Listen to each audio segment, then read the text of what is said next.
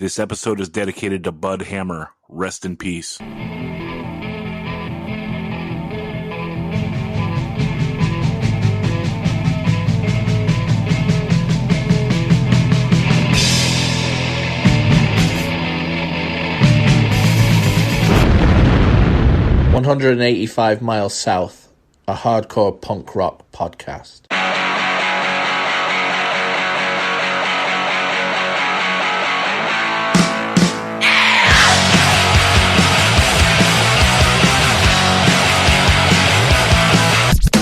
Moment of truth, so what would you do? It's me and you, face to face, and I got nothing to lose.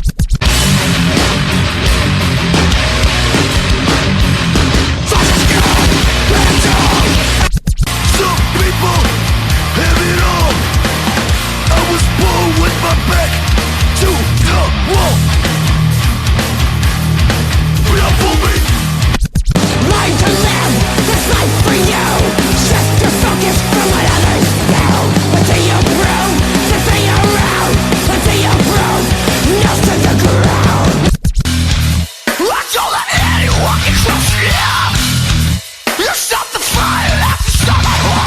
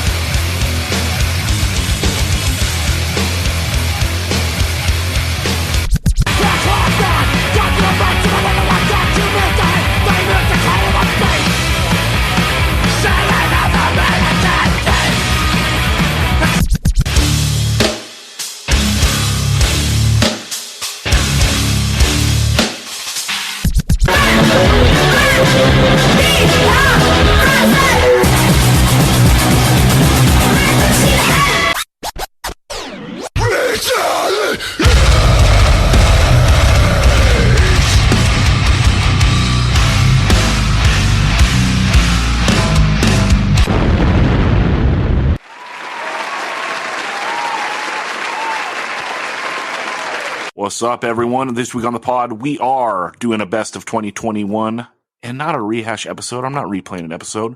We're talking 2021. And we chose our favorite stuff of this year, or mostly mine, so don't hold Daniel and Ben and Joe Rivas and Posy Chris and Clevo and Papalardo and everyone else accountable. It's mostly me. With if I got a little too egregious, Dan slapped me and we changed the answer. But that's where we're at. Dan, what's up? What's going on? I've got to say, 185 is a dictatorship, but we're happy being under the boot of Zack. That's right. Normally, though, just a Nike, you know. But, no, normally an Adidas with 4 stripes. No, I've been wearing those like these Nike slips with like a little pocket on them, so I can have my weed in one pocket and my cash in the other. But, well, there you go. Anyway. Okay, so yeah, best of 2021. Dan, before we get into it, because I didn't want to do an award for like best show you went to, because that's so subjective, and how can we compare what we saw compared to what other people compare or what they saw? So, what was the best show you went to this year? Because hardcore is a participation sport. You got to be there in the room or at the show, right? Yeah, that's right. I would say it's a toss-up between the two. I went to the mega show in San Jose, which was Gulch, Tsunami, Drain, Gaahl, and Zabalba, and that was sick. But the one I just went to just a little while ago was Torso, Urban Sprawl, Big Laugh, and Cell Rot, and it was inside a deli in Oakland, and it was fucking sick. And I hadn't seen Torso for a couple years, for obvious reasons. That band is unbelievable live. Like, they are the tightest, most just amazing band out. Like I love watching them. When all four members are so like just masters of their craft, so you can watch each member for like 2 or 3 minutes by themselves on over a couple songs, and then switch to another member and just watch that, and then of course you're watching the Pit too, because the Pit is great. Yeah, man. No, I feel the same way. Like, it's so great getting blown away by hardcore bands like in my 40s, right? And I saw Drain for the first time this year, and I saw Zulu for the first time this year, and both of them straight up blew me away. And those are different shows, and I saw them both at a venue that is not super conducive for hardcore, like a weird setup. Like, Dan, you've been to Soda Bar. Yeah, there's a big pole right in the middle of the stage / dance floor. Yeah, and also like the stage is kind of aimed in a weird direction, so like the singer doesn't know like where to go off to. The whole room is like fucked, but like it's really cool. I love seeing shows there because it's small, and it's also kind of like a show like that is kind of a proving ground, right? You're not in like a perfect club where it all makes sense and everything's great. So it's like kind of like you have to shine in spite of like the shortcomings of the club. And so the great bands kill it, and some bands eat their dick, dude. It's just what happens. And yeah, both those bands absolutely killed it. Also, it was great going up to the Bay and getting to see Powerhouse, and also getting to see Tsunami for the first time, because we've been early adopters of that the Tsunami style, and to get to see them and see that like it works so well in person, right? Like Mike Dirt's tone is so ill, all the tempos they hit are so ill. It's crushing. Like, they're huge for a reason, and I think that go see Tsunami, you'll be a believer for sure. Oh yeah, and the way Joseph goes from being the nicest, most mild-mannered person ever in person to when he grabs the mic and just transforms into like an aggro frontman, and it's fucking awesome. It is so good. All right, well, we got a bunch of categories here. Let's jump right in so we don't go all night. But Dan, what are we kicking off with? We are going to start with Best Label. Best Label of 2021.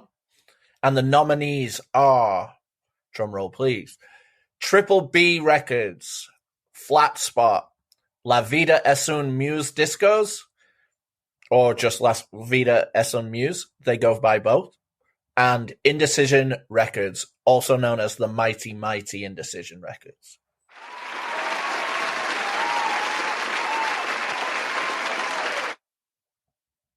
Chill out, people. We don't want to be here all night. Yeah, this is ill. Triple B, they put out the Never Ending Game 7-inch. They did the America's Hardcore 5 compilation. They did the Dead Heat LP, the Pillars of Ivory 12-inch, the Tsunami Gulch split 7-inch, amongst many other things. Flat Spot, they do the Buggin' Flexi. They do the Section Hate LP. They do the Zulu 12-inch, which is a repress of the 2 EPs that I believe only came out on cassette before. And then they finish out the year with a Scowl LP. La Vida es un Mousse. They do the Chisel LP. They do the Tack Beer LP. Good EP. God. Yeah, the Tack Beer EP. Sorry, it's a repress of the demo. Yeah. That thing is insane. The Shit, SHIT 7-inch. The Rat Cage Nervous SS split LP that Daniel loves. The Sial. Sorry, I can't pronounce it properly. The 7-inch. One of Daniel's picks of last year. And the Chain Cult 12-inch. Crazy year for La Vida es un Mousse. And that is just a taste of what they put out. Indecision this year. The Abrasion 7-inch just came out. I don't know if it's shipped yet, but you can check that. The Mighty Mighty Over My Dead Body No Runners reissue. What's up? The Stay Gold reissue, which is like the discography all on vinyl. Skullcrack did a new 12-inch, and our boys in Tuning did a great 12-inch with some of the best artwork of the year. So there's that. And yeah, Daniel, should we take it to the? Well, I just want to say the things that make all of these awesome is that all of these labels are in it to win it. They're all putting out tons of stuff. La Vida es un Muse is like gathering hardcore from all over the world that I would, they're bringing stuff to our plates and letting us get in on it. Flat Spot, just banger after banger. And then Triple B, you close your eyes, you open them again, there's another Triple B release, that's the way it goes. So, all right, let's take it to the envelope. Zach, do the honors. All right, I'm going to open the envelope here, and the winner is Flat Spot Records.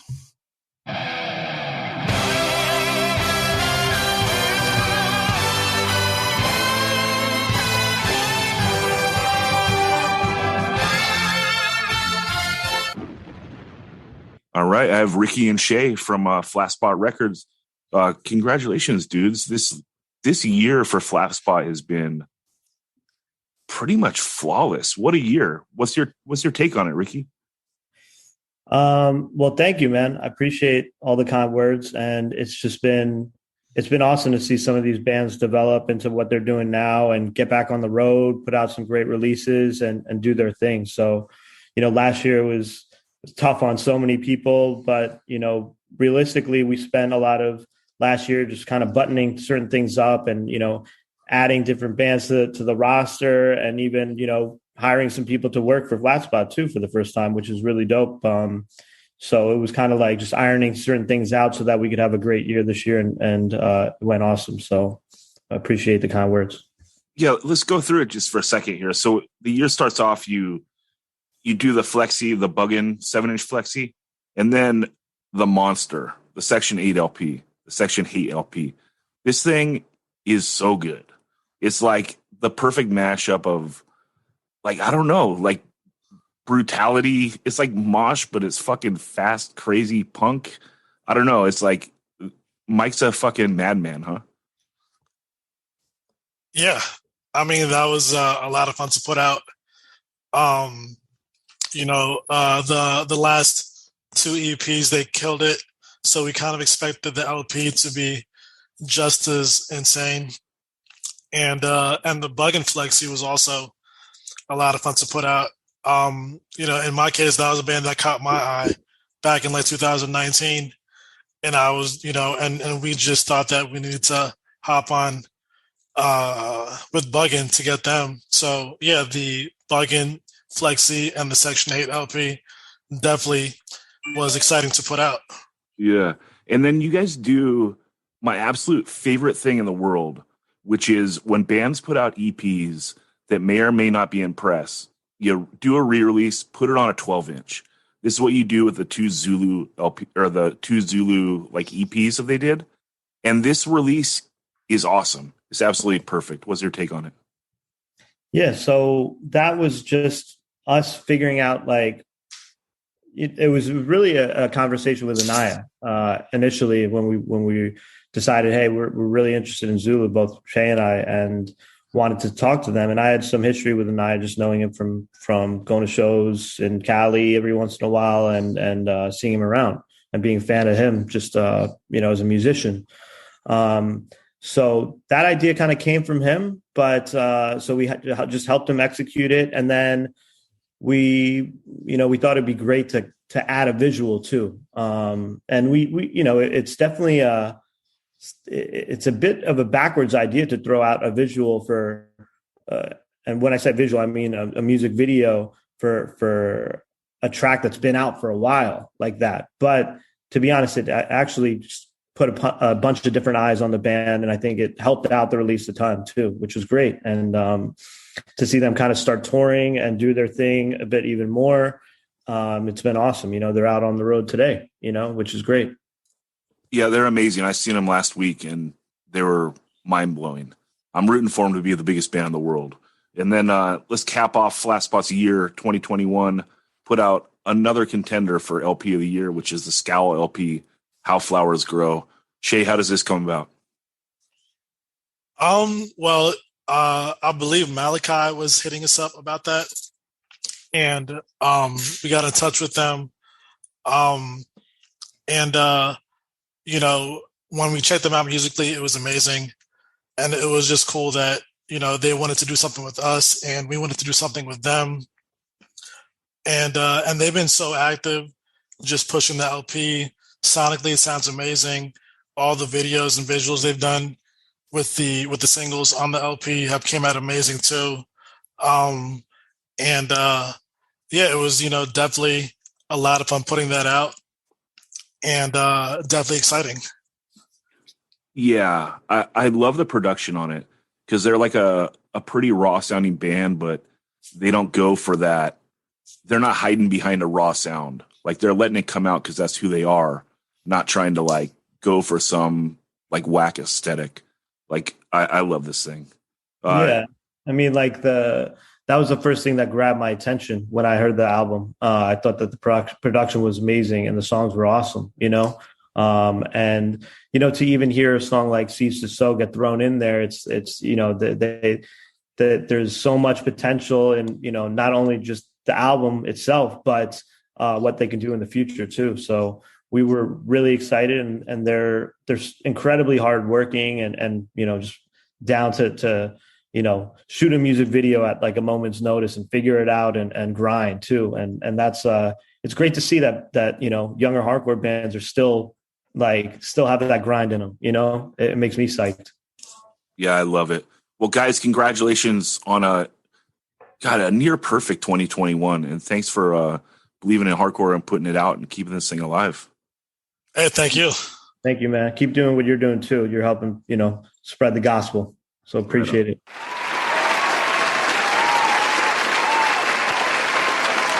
All right, the next category we got to jump into is the best EP art. The nominees we have are the band C4, their album Chaos Strikes, the Chisel Flexi 7-inch, also known as the Angry Hash Brown 7-inch, the Tsunami Gulch Split 7-inch, and the Torso Home Wrecked record. God damn it. Fuck! Wrap it up, big.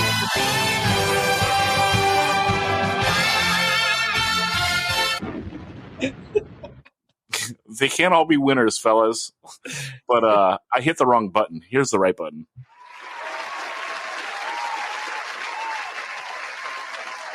So we're cheering for all these releases and their artwork, but we're not cheering for Zack for hitting the wrong button.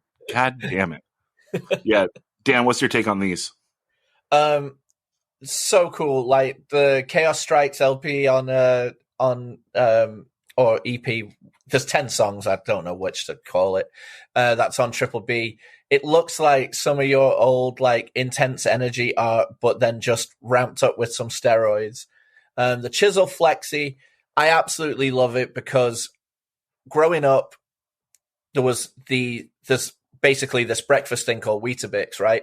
And that's what these are. And in the early 80s, they had like madness doing the music and these Weetabix cartoon things like on the ads. Look it up on YouTube.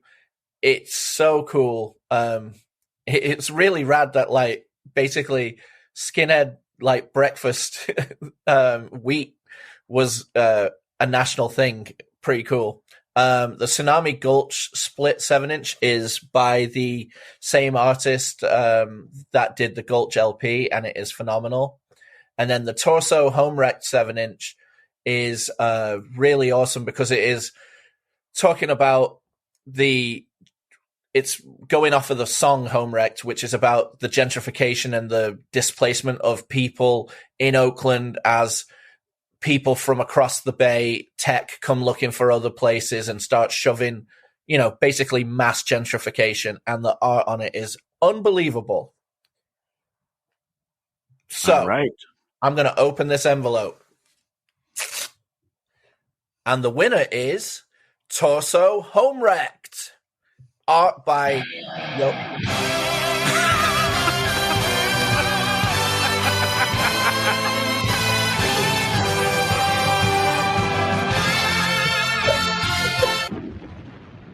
art by Johannes Stahl. Hell yeah.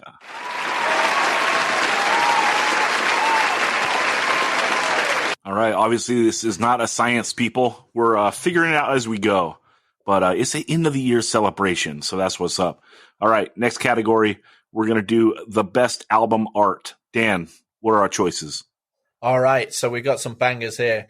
And the nominees are Dare Against All Odds LP, Regional Justice Center, Crime and Punishment LP, Dead Heat, World at War, and God's Hate, the God's Hate LP.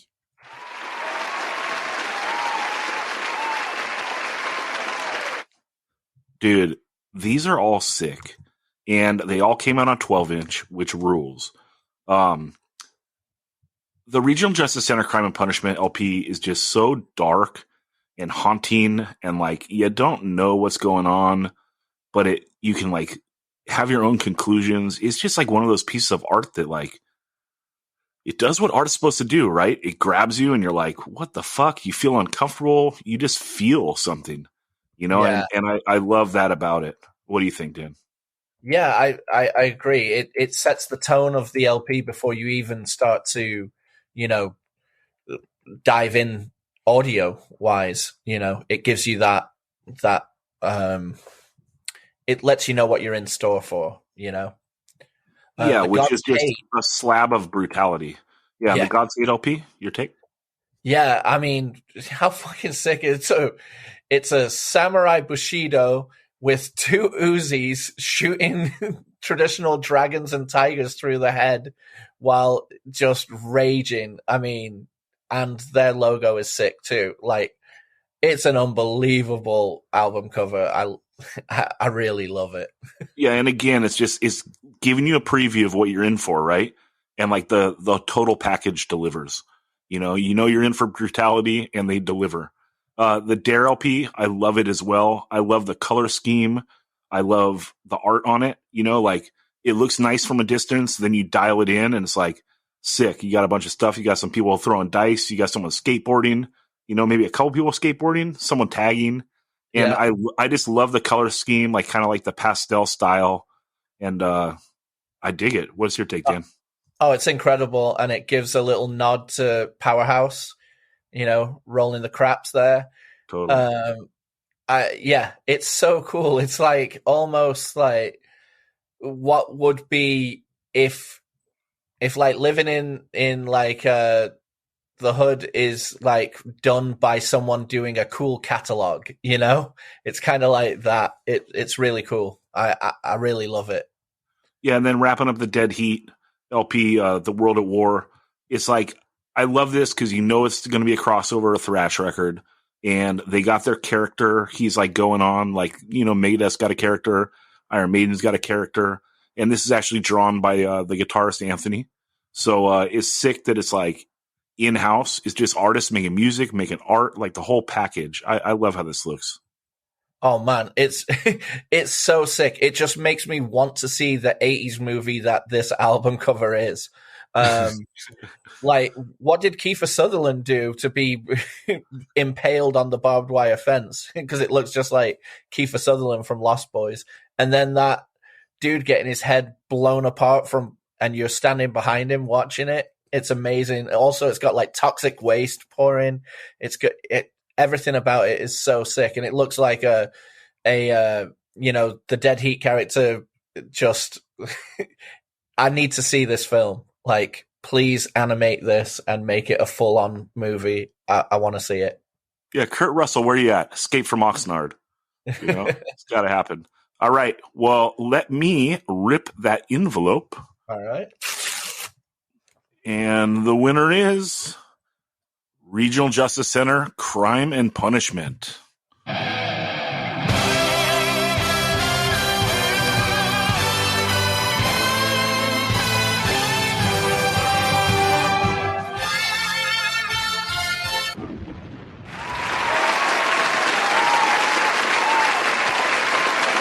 All right, next category, we are doing Best Album Production. So this is the engineering of the album.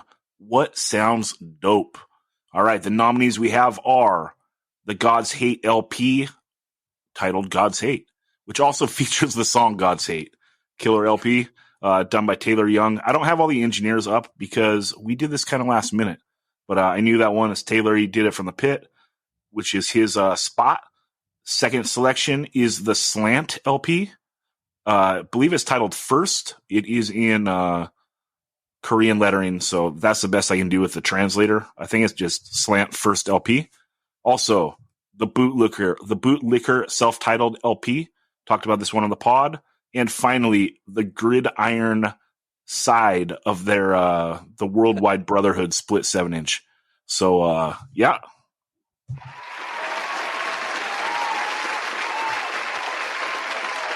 No, thank you very much, crowd. We'll be here all night. Dan, what's your take on this stuff? Well, I gotta say that Raquel Welch down front is really rooting for the Slant LP. She's a huge fan. I love the production on the Slant LP. It is, sometimes we mention on the pod how the production can be that fifth member or sixth member of a band to really just dial in the sound. And I think on this LP, it really does that. It rides that fine line between the vintage style production that some bands are going to, and then also everything being audible and awesome. So it really, enhances the basically the grittiness of this and really harnesses it. And then the flip side of that is the Bootlicker, whereas this is brutal like punk, street punk, but they have relatively clean guitars with very, very low distortion. And God, what a palate cleanser to the rest of, everything else. This LP is so good. I listened to it so many times. The Gridiron, you also get a little bit of hip hop there with it too, so you get your double production. And then the God's Hate LP, it just sounds huge. It just sounds brutal, evil, and huge. Yeah, working backwards, like that Gridiron split 7-inch, it sounds so perfect and bright for that style. It's like, it sounds so polished and produced, but still sounds so meaty and brutal. So you can get like the tough guy breakdowns and tempo changes and so forth. I love it. It's like apex recording for the style. The Bootlicker is just such a wild recording, and like we got to give shine for that they went there, right? It's like almost like non-distorted guitars with like this super distorted bass underneath it, which just gives it this wild sound that is really indescribable. You just got to check it out yourself. The Slant LP, good God. For a raw recording, it is so bright and so audible, as Daniel says. And just the way the LP kicks in, like there's so much riding on the recording. It's like, that's a beautiful thing, Danny, saying this is something where it's almost like the recording is a fifth instrument. I think the God's Hate is kind of that way as well. But the Slant LP just kicking in with like the guitar strumming by itself, and you're just like, ooh, here we go. And then the drums kick, it comes in with the bass, and we're instrumental, like in a mid-tempo thing. And then it kicks fast with the singing. And it's just like the way they do the building blocks, and you still can hear everything so clearly without it being muddied. And it's a fast, aggressive, old school hardcore record. It's like so untouchable, dude.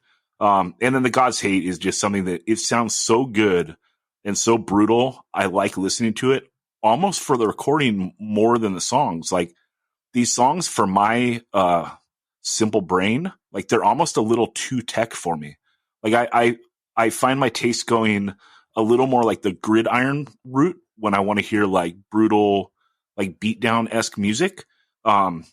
This God's Hate is just so tech because these players are just apex level players in the hardcore game. They're like taking chances, they're going there, and this thing is just a slab of brutality. I love listening to it because it sounds so big, so brutal, so awesome. And these 4 LPs are absolutely amazing. I echo what you're saying about the God's Hate thing. It seems like when people go in with Taylor to do recordings, he's pushing them. It seems like that's a thing. Like, let's get the best performance out of you. Let's get the best. Let's up your game. Have you thought about this? I mean, I don't know that for sure, but all of those latest recordings coming out with him, people are really showing their chops. Anyway. It's out of this world. It's out of this world. Well, Dan, let's go I'm to you. open that envelope. Here we go. And the winner is God's Hate. God's Hate LP coming out of the pit.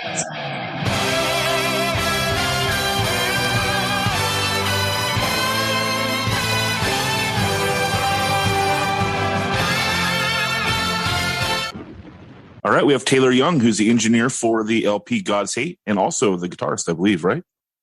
Yes, sir. Yeah, man. This record sounds so good. You know, everyone knows you go to the pit, you get a good recording, right? But this is like, you kind of outdid yourself. Do you feel the same way, or you feel this like just what you do? It's just what I do, but at the same time, I would say it sounds different than a lot of my stuff. I don't know if I would say better, but it's like I was aiming for like a 2005 like Relapse Records death metal record or something like that, and I feel like I hit it. Yeah, no, it's sick. Is there more pressure recording your own band than it is recording someone else's band, do you think? Yes, definitely, and recording like things that my brother has written, there's a little extra pressure too because he's even more picky than I am. So a lot of that there was a lot of push and pull between me and him. So I would give some credit to how it sounds to him because he was relentless with getting it to be right. Yeah, it's brutal, dude. Like we talk sometimes about the early '80s hardcore bands, like their recordings are almost like the fifth member in the band. Like if you took that away, like they wouldn't be anything, you know? I mean, not that they wouldn't be anything, 80s? But yeah. Like if you're a hardcore punk band in '81, like that recording is so crucial to you. You know, if you record it in 2020, it doesn't sound the same, you know? And this is like the proof's in the pudding. Whenever those fucking bands re-record songs, it sounds like shit. Oh, I know, it's brutal, huh? But yeah, like this is almost like that in a way for me. It's like the recording is part of like the reason why I enjoy it so much. Like it is almost like one of the members. I would agree because the parts that need to hit partially because of the recording, but the songs are just good too. That's true. The songs are very good. It was brutal, dude. Anyway, congratulations. Thanks so much for doing this. Fuck yeah. Thank you.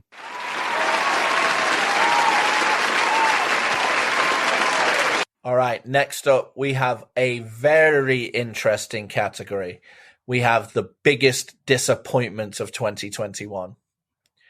Now, all of these nominees have really earned their spot on the list. So let's go through them.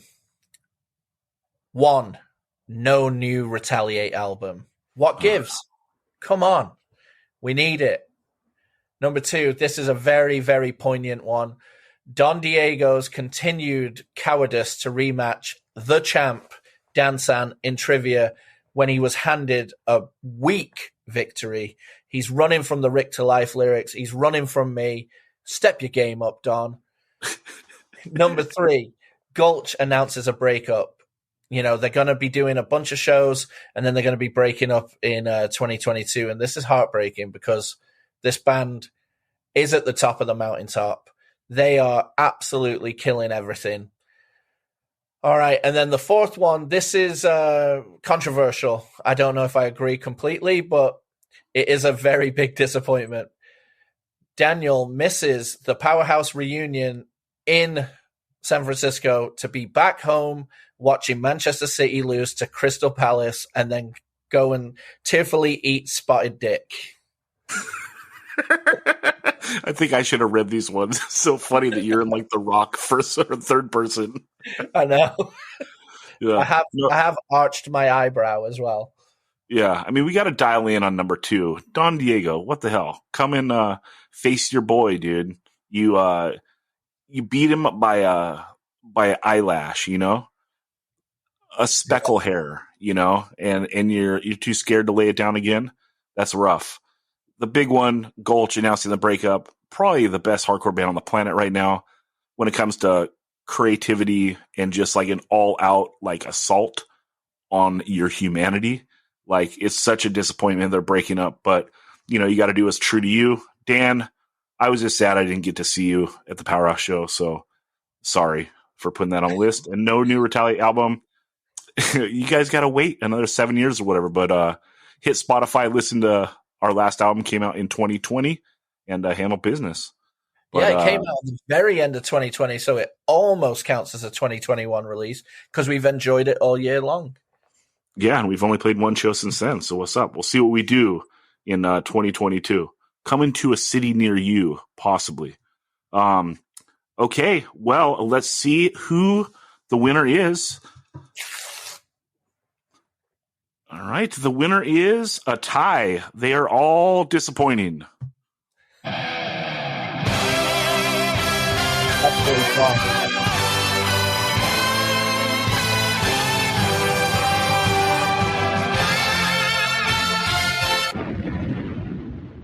All right, next category, best demo. These are some bangers on the list. The Demand demo. Got to go to demand.bandcamp.com. This is one that we've been propping. Came to us from Posy Chris, so you know it's dope. This thing rules. Also, the Field of Flames, Remnants of a Collapsed Existence demo. This is like the greatest version of 90s metalcore hardcore. I absolutely love this, even though I'm not a fan of the style. I love it in spite of that. It's that good. The Slug demo, Rager down the middle, punk hardcore demo with awesome artwork. I love I don't know why the Slug gets me. It just does. It makes me love it more. And then also the Tack Beer, Victory Belongs to Those Who Fight for a Right Cause.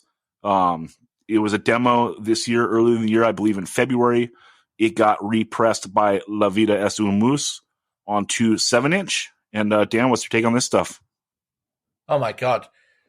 Well, Field of Flames is the resurrection of all the straight edge metalcore that you wanted from 93 to 96. They're just nailing that, and it sounds awesome. And the passion, and yet again, another San Jose band just delivering, The Demand demo, if you go back a few episodes on 185, we talk this, and everyone has wonderful things to say about it because it completely rips.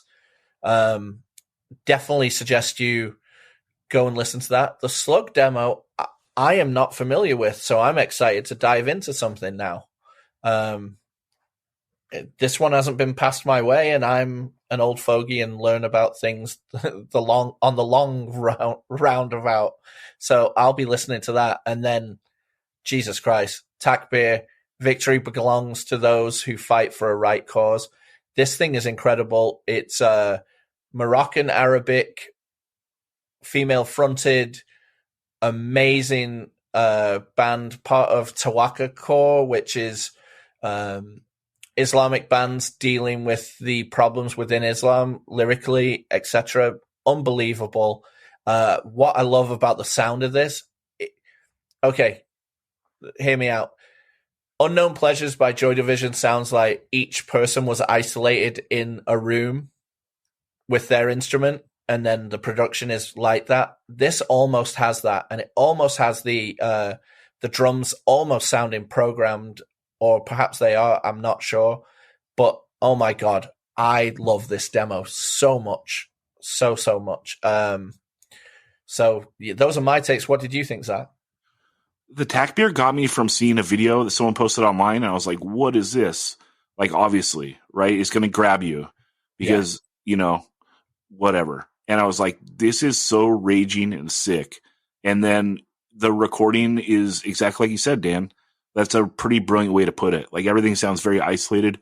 And you're right, the drums might be programmed, maybe they're not, but they sound dope, which is sick. I'm just really loving, in 2021 and then going into next year, anytime that bands are doing some raw shit, but not falling into all the bullshit raw tropes. That rules. Have your drums sound dope. Fuck it. Yeah. Just make your stuff sound as dope as possible. And I talked the other ones, the Demand demo, just right down the pipe. Killer 2021 hardcore demo. Takes that slight right-hand turn at the end, going melodic, and it's I don't know what's going on here. So, whatever. Sky's the limit for this band. They can do whatever they want. Field of Flames, a band that's, kicking ass in a genre that I'm not, the biggest fan at, but somehow they write these songs that are entertaining enough that they keep my attention, and I love listening to this thing. And then the Slug demo, like I said, is straightforward punk hardcore.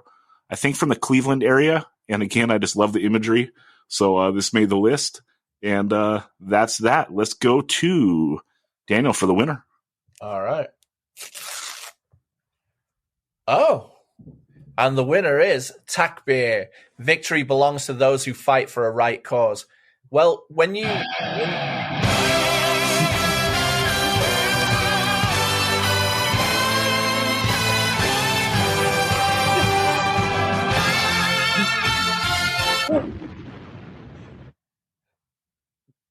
Were you trying to say more? I was just going to say, hey, well, when you take on, such heady topics, like how can you not win? But never mind. I like getting cut off. It's going to make it a way better listen. All right. Next category, we're going into the best reissue, and there's some good stuff this year. Dan, what do we have on the nominations? Okay. Zulu, My People Hold On / Our Day Will Come. Incredible, heartfelt, amazing hardcore. 7 Seconds, The Crew on Trust Records.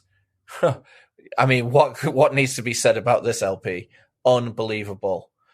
Antidote, Thou Shalt Not Kill on Radio Raheem. What an incredible label that does some of the best reissues ever. Verbal Assault on / Exit on Atomic Action. Unbelievable.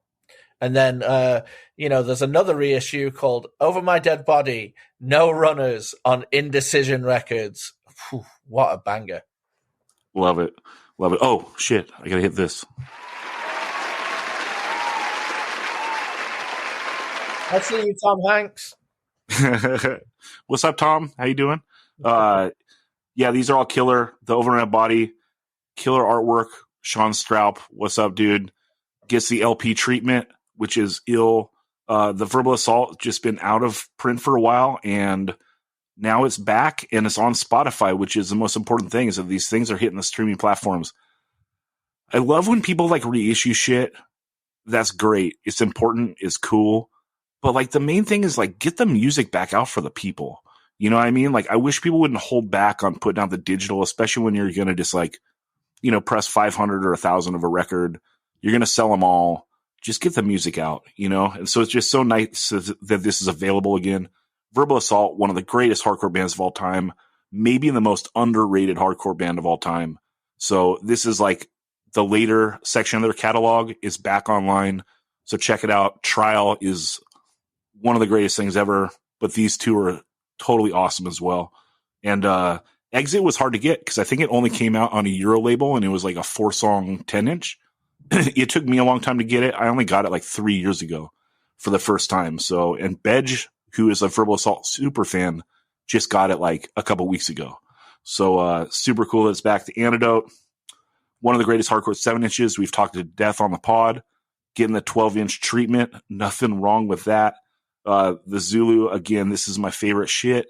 Like, take 2 modern EPs, because bands, when they come out, you don't want to like inundate the people with like too much material, 2 7-inches, that's great to get people going. 2 demos, 2 digital EPs, whatever you want to do. 2 nice little chunks of music to get people excited about your band, and then repress it on a 12-inch. This is what it's all about. I love it. It's my absolute favorite format. And then 7 Seconds to the Crew, one of the greatest hardcore LPs of all time, getting like the Trust treatment. We knew what we were going to get because the Circle Jerks Group Sex repress was great. And here they're doing it again with 7 Seconds to the Crew. They're going to do it next year with the Aggression Don't Be Mistaken LP. This label's just so exciting for the repress stuff. Dan, what's your take on this stuff?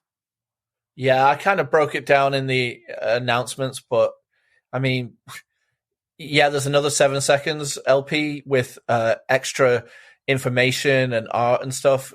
Yes, sign me up. I'm there. Zulu, so awesome to be able to. This is my biggest regret that I haven't seen them in 2021. Like, I've watched a lot of their stuff online though, a lot of live performance stuff online, and I absolutely, I'm a believer in that band, unbelievably. You know, that sounds so weird. I'm a believer, unbelievably. Antidote, of course. You know, they did this just for Zack, so he doesn't have to get up and flip the record. Shout out Radio Raheem. Yeah, and then like you said, two of the most underrated hardcore bands of all time: Verbal Assault and Over My Dead Body. I love it. Okay, all right, here we go. And the winner is, for best reissue, 7 Seconds, The Crew, Trust Records.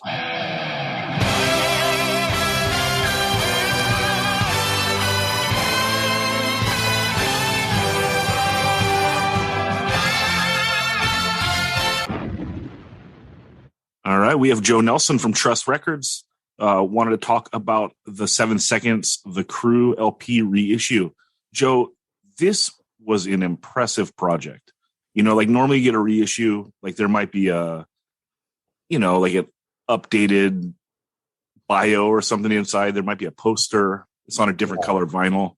But this thing's like, I don't know, it's like a documentary you can play almost. Oh yeah, that's a cool description. I'm gonna use that.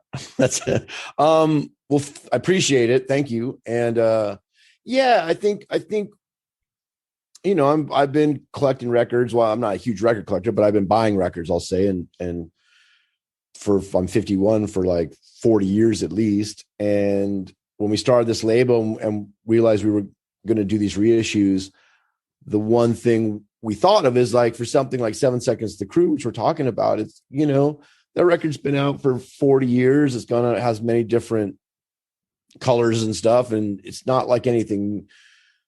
Anyone who knows 7 Seconds has that record since it's a touchstone for the band. So when we started talking about doing this, we wanted to make sure it was, we call them like museum type pieces. Like this is 7 Seconds The Crew and everything you need to know about 7 Seconds The Crew. And, you know, just to kind of tip my hat a little bit, it's, we are partners with the Stearns with the BYO catalog, and Walk Together, Rock Together and New Wind, which are two other 7 Seconds records. We'll be releasing those. It'll tell the story. So what you have with The Crew is the beginning of an oral history that will continue with 7 Seconds all the way through those 3 records. So like as a companion piece, like the trilogy, it'll be a really cool thing where you could just basically, you could read it like a book and learn everything you have to about 7 Seconds. But I think that's the only way for what we're doing with Trust. It's the only way we can put out these records and make them kind of resonate with people again, or make it something that you want to get, because, you know, hardcore's a tough listen sometimes when you get older. So I don't expect people would want to, a lot of people are buying 7 Seconds The Crew because like, man, I really got to hear not just boys fun, because they already know it and love it. So that's kind of like the hook. Like if you buy that reissue that we did, like you're going to get your money's worth with that book that comes within it. And I think it's I think that's kind of the blueprint for what we'll be doing with most records going forward. Right. And also BYO did such a good job of pretty much keeping everything in print through their run. So like you do have to do something special to do a reissue. Yeah, I think that's true. And they did a great job keeping that catalog alive. And so, you need to do something else. I think it's funny because the first record before that was Circle Jerks Group Sex. And when we put that record out, that has a 20-page booklet in it too. It's more anecdotal. I think it's great, but it's not like an oral history like the 7 Seconds one. But when we first brought that to the distributors and the stores, like no one was interested in that record because it'd been out for 40 years. And Matt Pincus, who's the other founder of Trust with me, we were just like, all right, well, we'll still we're still putting it out. And that thing sold out so fast that when 7 Seconds The Crew came and we throw it back to distributors, they were like, yeah, we really want it. And we were like, okay, we pressed, twice as much of that than we did Circle Jerks Group Sex, even though traditionally Circle Jerks Group Sex is a better selling record. You know what I mean? Because we realized, not that we were right and they were wrong, but in sense, we were right and they were wrong. What I mean? Like we knew this was cool. Yeah. And it's a similar situation as well, because Frontier also did such a good job of keeping everything in print. Sure. Yeah. Lisa's still going at it, cranking out cool records. Like the thing I love about Frontier and Lisa Fancher, just since we're mentioning her, is she is out there in the clubs tonight, looking for new bands. Like that is a true music fan, man. And that's why her label's been iconic. And same with the Stern Brothers. That's why it's great when we partner with them. It's like those guys are in it. Like they've never left. Like they're in it, man. Like doing bands, putting punk rock bowling, like they're interested in we're a partnership with the BYO releases. So they're like involved just as much as we are, So yeah, it's been really fun, man. And I really appreciate the love that you guys have shown and other people. But I think it's like, I do think like once we kind of figured this out, like, we've only had 2 releases. The third one comes out next, in a couple months, but we realized, okay, this is the blueprint, how we'll make records. If you see a physical product with Trust's name on it, it's not just the record and like liner notes, right? It's going to be as much stuff as we can cram in there and still like somewhat make a profit on it. Yeah. I mean, the Circle Jerks release was awesome, but it was last year. So 2021, This thing is epic. We absolutely love it. Thanks for helping keep everything alive, Joe. I appreciate it, Zach, man. Good luck to y'all. Thanks for having us. And hey, and thanks for voting it the best reissue. Yeah, man. That's what's up. All right, brother. All right. Thank you. Goodbye. All right. Next category, we're going to do the best compilation track. All these tracks came out on 2 different comp LPs this year. But 2 great comps, hardcore comps rule, especially in the digital era when you can skip through them. Like, growing up listening to like those Mystic compilations with like 30 bands on them and you're listening to them on an LP, it's like, if you're not paying attention and you like lose what song you're on, you're totally fucked. So. And also, I mean, you don't lose your place on it, but, we've got to give a shout out to Cinema Beer Tay. We've got to give a shout out to Cinema Beer Nuts, video comps. Yeah, dude. Cinema Beer Goggles, the greatest one, number 2. But yeah, so here's what we got for the nominees.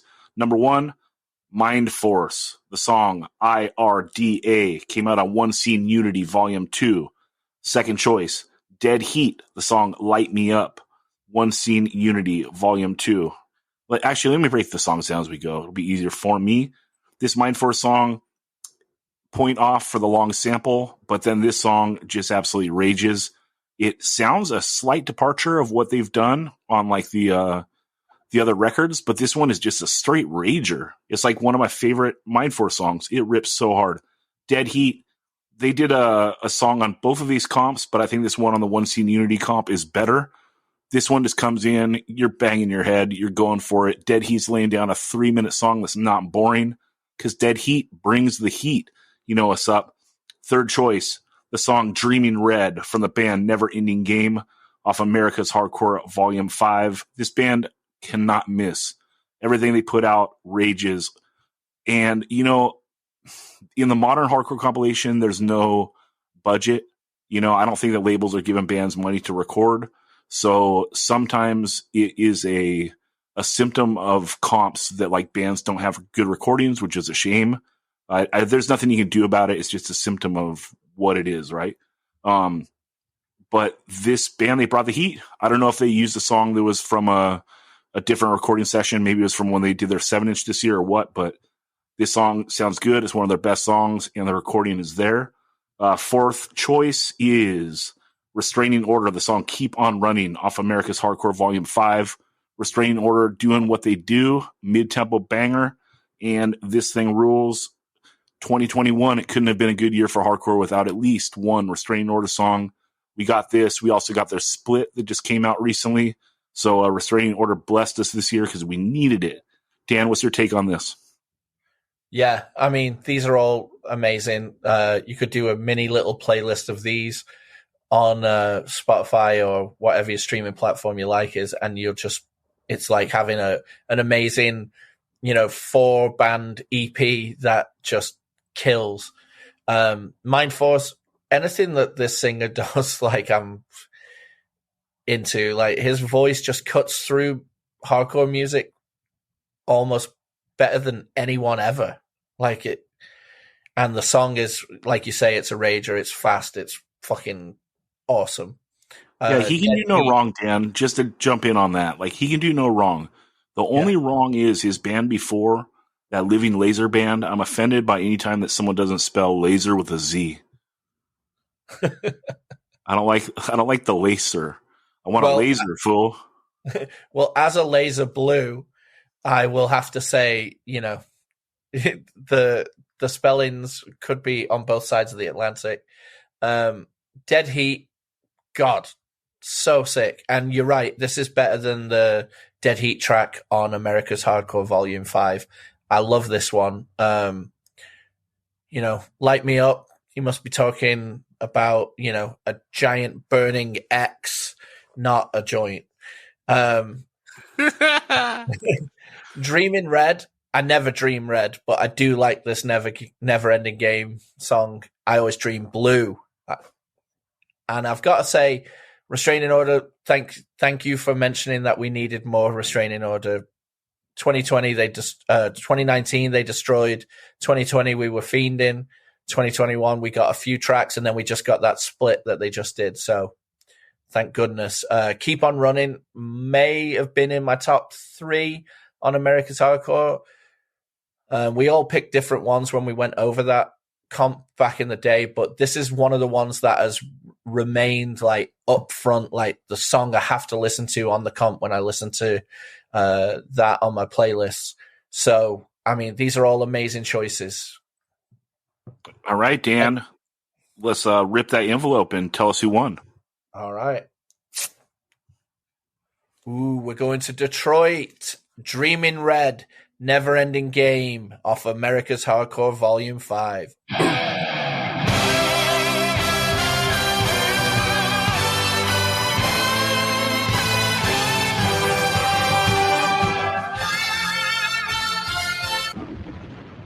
All right, we got Will from Never Ending Game. Will, we chose the song Dreamin' Red as the best comp song of the year. It came out on America's Hardcore Compilation Volume 5.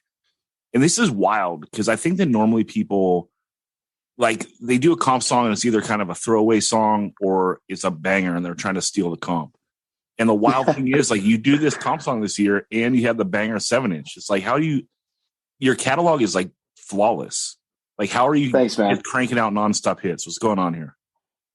I can't explain it exactly. I think when we get in the room, we just have this magic. I don't know. I've never been in a band that's able to crank out songs like we are. The comp song was, I don't want to say it was a throwaway, but it was one that didn't make the cut for the 7-inch. And we're like, man, what should we do with this song? Like, we were thinking maybe just to do a single or something. And then Sam hit us up and we're like, hey, let's just put this song for this. And I had listened to you guys talk about it on one of your podcasts, and I know you guys were asking if we had done it when we recorded the 7-inch, and it actually was an earlier session. So we recorded it with our buddy Nick, who played guitar in Freedom. He recorded our first EP, Welcome, and then he also did the 2-song promo thing for Triple B. And so he said, hey, I'll record this one off. And then we actually had Andy Nelson, who's recorded Just Another Day, our LP, and then also the 7-inch. He ended up mixing it. And then we mastered, I think Sam from Triple B had it all mastered together. So had a kind of a mix of the guy who recorded our first stuff, but a mix with Andy, who did the LP and the 7-inch. Do you feel differently about the song? Like, after you heard it, you're like, oh shit, this is a banger. Yeah, I think it was the lyrics. Like, Mikey, our vocalist, really held the lyrics close to the chest, and I hadn't really heard them. And when he laid it down, I was like, oh shit, man, you're really bringing it on this one. Yeah. And it's wild because when we were talking about the song before, we were like, oh shit, they're getting dangerously close to like stripper metal when like the singer does like, it is for you. Yeah. What do you guys hit me up in the DM and you're like, trust me, dude, we're not going to turn into stripper metal. I think we're always going to like walk the line. There's a very fine line on these things. And like, obviously we love Biohazard. I love Built Upon Frustration. They do some of that like kind of singy thing, but it's never like crossing the line. So that part right there is I'm doing the singing part, and then Mikey's kind of doing more of the gruff vocal.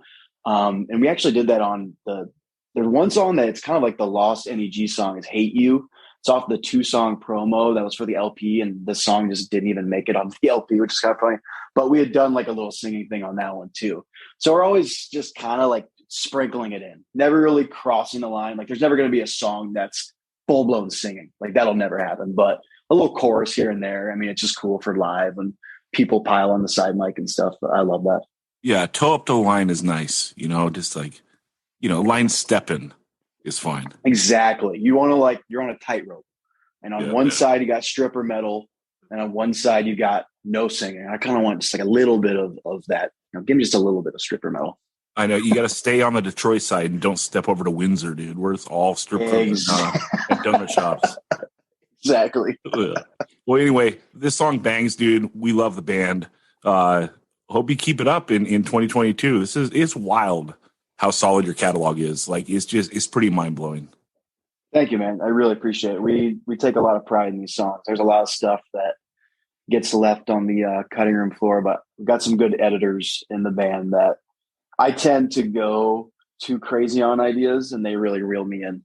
So that there's definitely a good balance there between everybody, and everybody brings a lot to the table, especially Mike, our other guitar player. He brings a lot of that melodic element, and he's just an absolute shredder. He's leagues ahead of me in guitar playing. So having him in the band, he's one of my best friends. It's the coolest thing in the world to just get with him and just start making crazy ideas. So yeah, definitely more coming. I don't know. We'll probably do another LP. Nothing solidified yet, but we've got some tracks coming, and they're ridiculous. I mean, we're going to keep pushing the envelope. That rules, man. I hope you come to San Diego in 2022. Oh yeah. I don't think we've done California twice already this year in 2021. But I don't think we've ever done San Diego proper. Nah, you hit OC in LA. All right. We'll have to do that. I'm not trying to drive, dude. I'm old. I don't blame you. That drive from LA to Santa Cruz is brutal. If I never have to do that again, I'd be happy. That's all right. Anyway, man, thanks so much for doing this. Appreciate it. Hey, really appreciate it, man. Love the podcast, and thanks for having me on.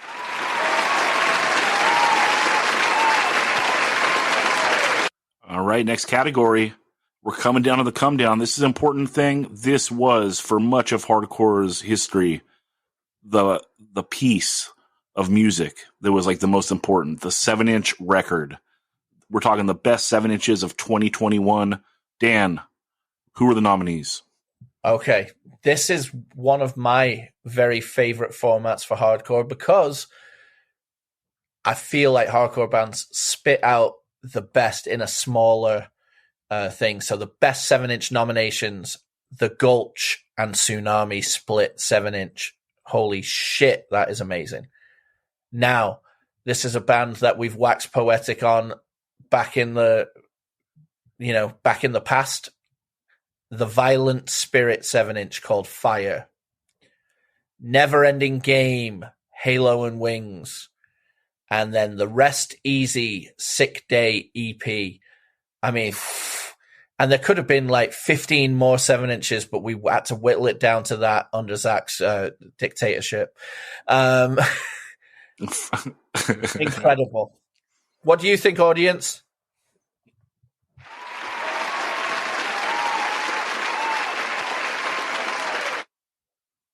Respect. See, it's a friendly dictatorship. This Rest Easy 7-inch is for melodic hardcore. This is the lane I like it in. I like in that Lifetime lane, and they do such a good job. The singer has such a great voice, and he goes for it, right? It's one thing to sing and have a nice voice. It's another thing to sing, have a nice voice, and push your voice to the limit. I'm talking about that Bad Religion shit, in the 88 to 91 range, where Greg Graffin, he's got that beautiful voice, but he's pushing it. You're almost pushing it to the brown notes, but you're not because your voice is too beautiful, Never Ending Game, Halo and Wings 7-inch. Again, this band can't miss. This thing bangs. They're the king of bounce right now, of that bounce hardcore shit. They can play any tempo. It's all entertaining. These guys are great songwriters. The singer writes just catchy lyrics that are real hard, and I absolutely love it.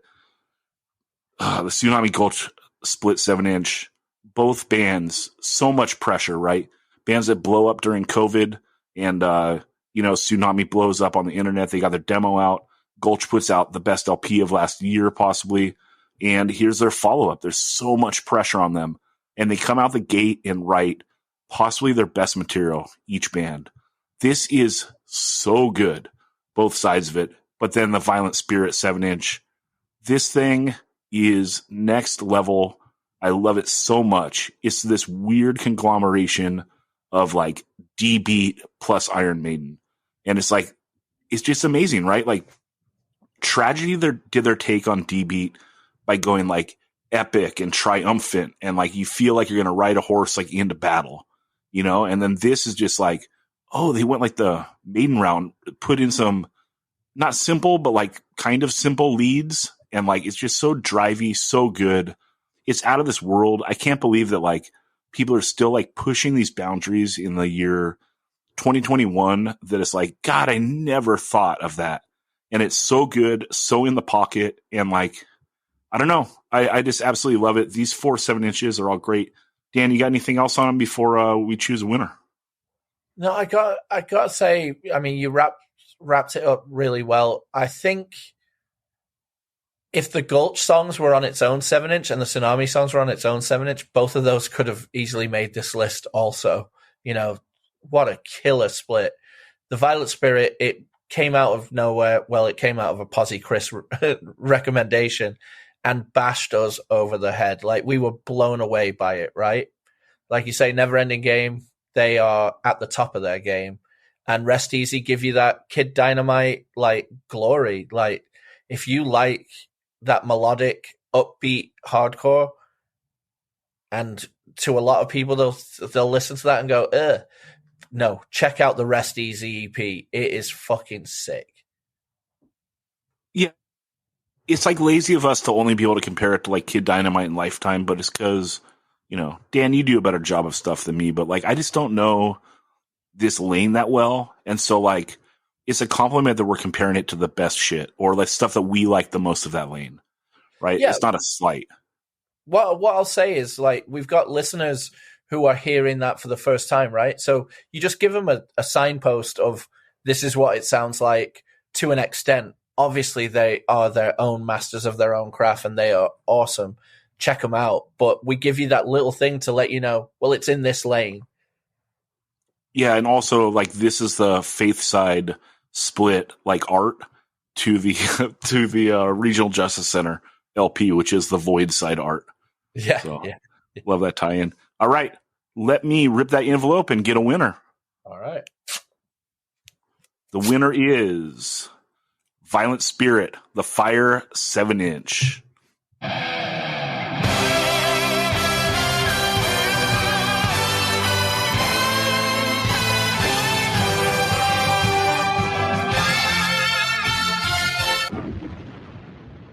All right, next category. See who brings the heat. We're talking the best riff.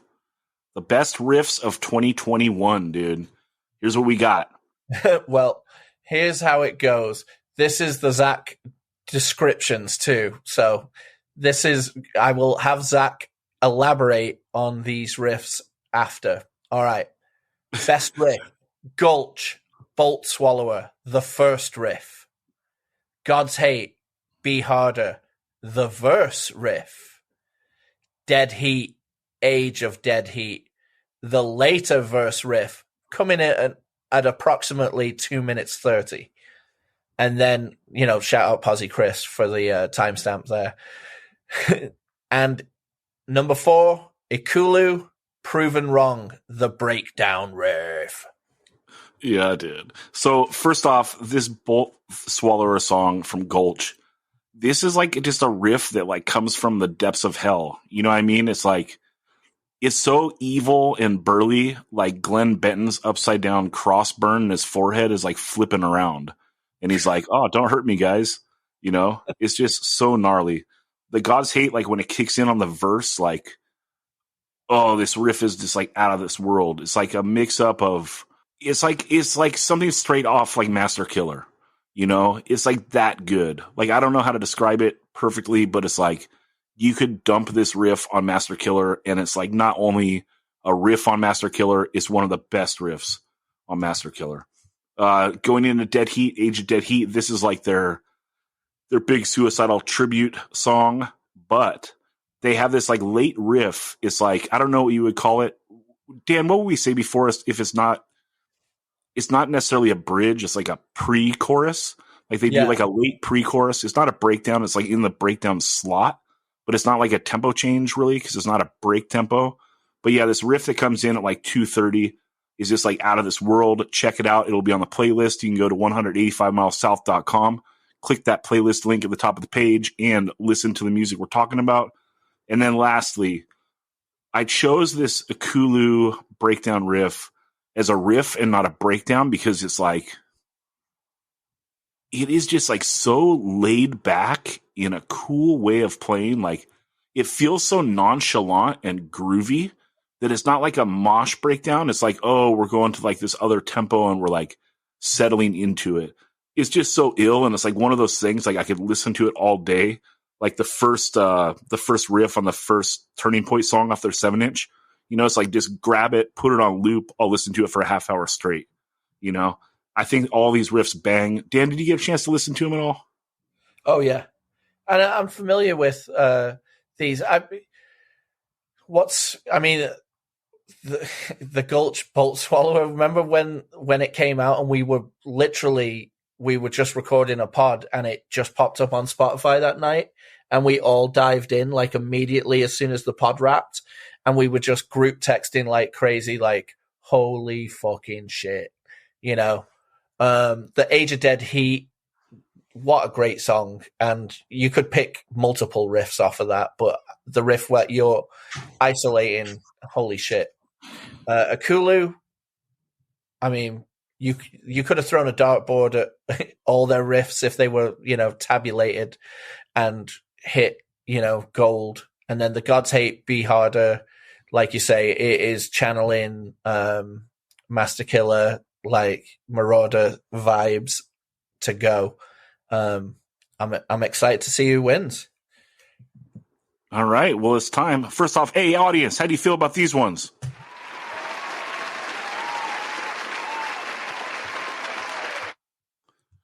And hey, Stu, what's your take? I just think VD rules, dude. Hey, that's a take. All right. I mean, I agree, Stu, but they're not on the list. Well, that's true. Stu, VD's not on the list, but they do rule, dude. Okay, let's go to the winner. Dan, you can pull this one. Okay. Oh, well, I mean, the public have spoken. The Academy has agreed with us that Gulch Bolt Swallower is the hardest fucking riff ever. First riff, yeah.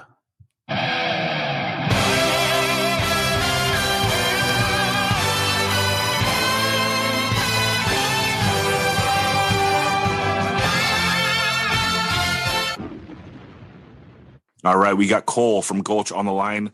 We're talking the best riff of 2021. And good God, man, that opening riff on Bolt Swallower, what's going through your brain here, dude? What's wrong with you? Dude, thank you.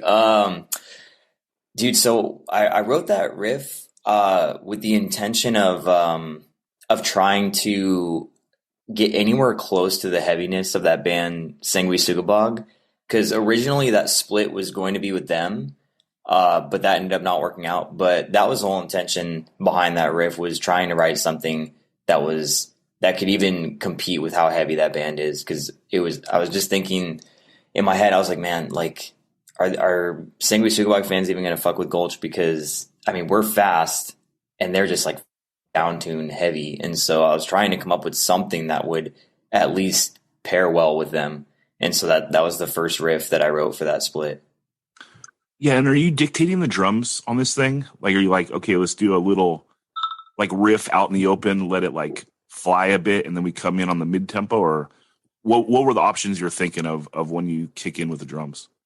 I think that was just kind of my first instinct, if I remember right. I don't totally remember the moment that Sammy and I wrote that together, but usually when we're writing stuff, I'll have a riff and I do have the drums in mind, so I'll just be like, hey Sammy, like, do like cymbal accents here, and then in between do like a little tom stuff, and then we'll come in with like a straight beat to the same riff, a couple bars in or whatever.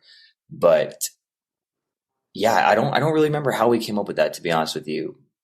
But that's usually how I write, so I can assume that's probably what ended up happening.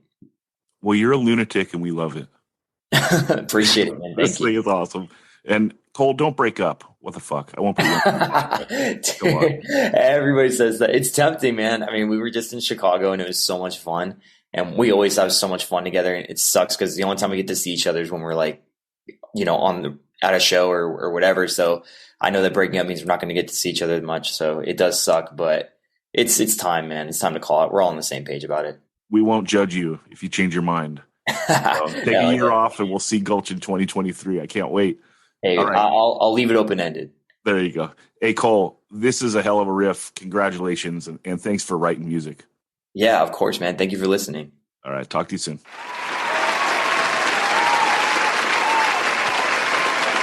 All right, Dan. Well, if the riff is a pretty freckle on someone's face, let's talk about the ugly cousin. We're talking the breakdown, which would be the mole. And let's go through the best breakdowns of 2021. All right. Well, we've got. I'm already just laying in fear at this breakdown, just announcing it right now. Tsunami, Die Slow. Not only do you get one breakdown, you get two, and they're both just going to kill you. Next up, Section Hate, Nightmare. Ooh. Number 3, Adversary, Retaliate. Is this nepotism? Are you just giving that props because of the song title? And number 4, God's Hate, Be Harder. Yeah, man. These are bangers. Tsunami, like you said, there's 2 breakdowns on this, but you know what we're taking. We're taking when it goes full Neanderthal on the ride. It's smacking that bell. It's smacking you in the head. This thing is unfuckwithable. Good God, man. Tsunami bringing the heat. Section Hate, Nightmare. Dude, just to do like the simple, I don't know if they're dropped to, if they're dropped to D or whatever, doing like the simple triplets just on the one note. Totally brilliant. And like just coming in off the break. This is one of the greatest breakdowns of the year. It's like their grand finale. You know, they're hitting the flamethrower. You know, they're burning pipes. You're going off. You're breaking your neck, jumping off the stage. You know what you're doing when they hit this part. Adversary. This breakdown is ridiculous and very similar to the Tsunami. You get like this precursor breakdown, which is like, okay, that's good enough. That like almost bodies any band's breakdown. And then then the dude has to yell Retaliate, which shout out, appreciate that, bro. And then it goes into even harder breakdown. It's like, yes, sir. Then also God's Hate, Be Harder. This song came out. Everyone like lost their minds for good reason. This thing rules. It is a great, great breakdown. Tech as fuck, but hard as fuck. The production, you got it all here. This is great. And Dan, what's your take on these 4? I mean, you're moshing. That's my take. We're not choosing anything that is not making people want to smash through walls. And all 4 of these do that. Do yourself a favor, get on the 185 Miles playlist, check these out, and if you don't agree, you're wrong. That's what's up. All right, let's pull a winner. Dan, rip that envelope and tell us who won. All right. Ooh, nepotism comes true. Adversary, Retaliate.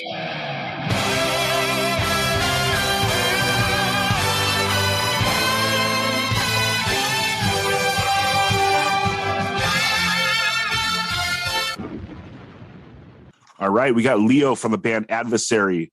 He wrote the breakdown. You wrote it, right, Leo? Yeah, I did. Yeah, it was actually we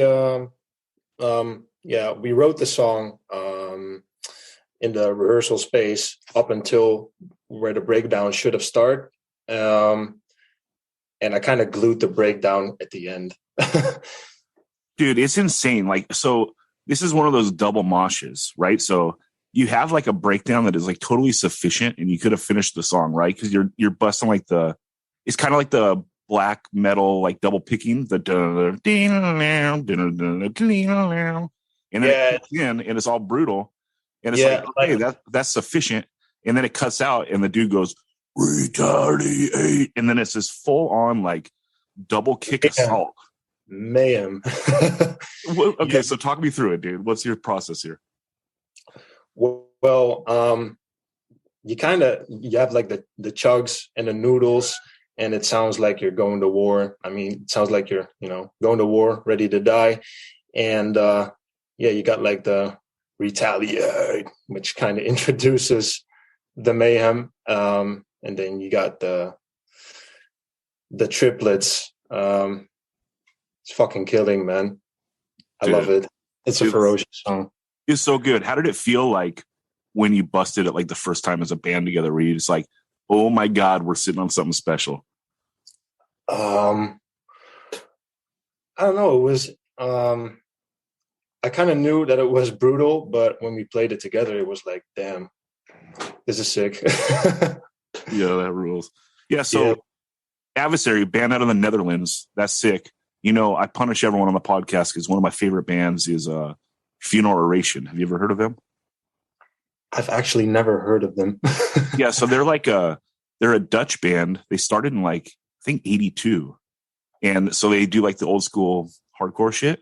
And then in the 90s, they kind of transitioned and played a little more like melodic, straightforward stuff, when punk broke. But I don't know. Like they're just kind of obscure. People love their LP from 1984 called Communion. And I'll stop punishing you about them. I have to check them out, man. I've never heard of them. Yeah, well, they're all dead now, I think. Oh. So you're not going to run into them at the record store or anything. They won't be like, oh, you don't know who I am, fool? But yeah, man. Leo, hey, thanks so much for doing this. This breakdown is just, it is something else, Like it just pummeled everything. It really reminds me of like, the Sepultura song Roots? Like it's kind of like that too, where they have like this mosh heavy stuff that's like sufficient, and then at the end they go like extra hard. It's like, ooh, that was unnecessary, but thank you. Yeah, it's like a real climaxing type end to the song. Yeah, man.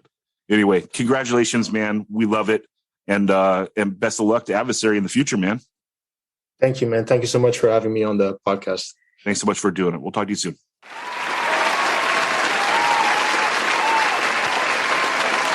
All right, Dan, we got 2 more to go. This is coming down to the come down. We're going to talk the best track of 2021. Here are our nominees. The Chisel with the song What I See. Section Hate with the song Nightmare. Slant with the song Enemy. And Dare with the modern straight edge classic Different Method. What's your take on this stuff? Oh my God. Well, Dare, Different Method. I may as well just get a back piece of the lyrics because fucking hell, I absolutely love that. I mean, it's going to be up there for my picks on an upcoming Super 7 for sure. The Chisel, listen, mate.